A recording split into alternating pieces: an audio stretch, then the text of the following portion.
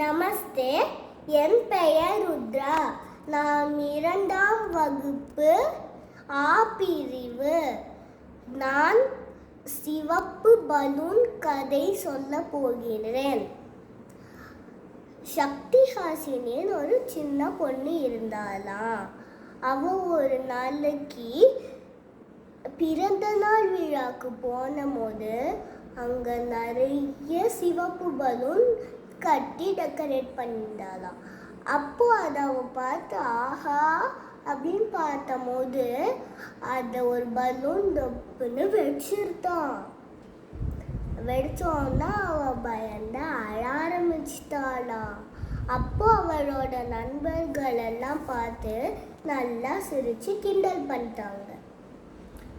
அடுத்த நாள் அவ எல்லாரும் பள்ளிக்கூடத்துக்கு சிவப்பு பலூன் ஒன்று எடுத்துன்னு வந்து ஊதி வெடிச்சு அவக்கு காட்டி பயமுறுத்தினாளாம். அவளோட ஃப்ரெண்டு ரொனால்டு வந்து நீங்கள் இப்படிலாம் பண்ணீங்கன்னா நான் ஆசிரியர்கிட்ட சொல்லிடுவேன், நீங்கள் இப்படி பண்ணக்கூடாது அப்படின்னு சொன்ன உடனே அவள் சரின்னு கேட்டு நிறுத்திட்டாள்.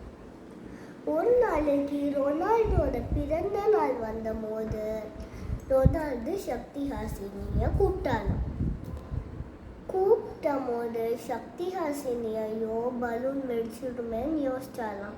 அப்புறம் தோணிட்டான், ஆமாம் என்னோட ஃப்ரெண்டு என்னோட நண்பன் எனக்கு உதவி பண்ணியிருக்கான் பள்ளிக்கூடத்தில்.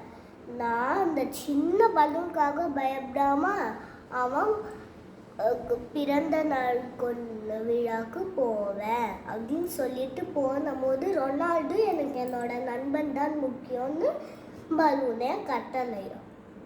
அதனால அன்னைக்கு அவ 2 பேரும் ஜாலியாக என்ஜாய் பண்ணலாம்.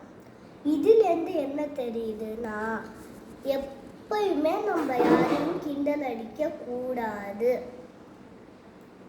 இன்னொன்று, எப்பயுமே மற்றவா டிஃப்ரெண்ட்டாக இருக்கா நம்ம கூட இதுவாக இல்லாமல் அன்பாக இருக்கணும். இன்னொன்று, வாழ்க்கையில் நம்ம எதுக்குமே பயப்படக்கூடாது. நம்ம எல்லாத்தையும் தைரியமாக இருக்கணும். நன்றி.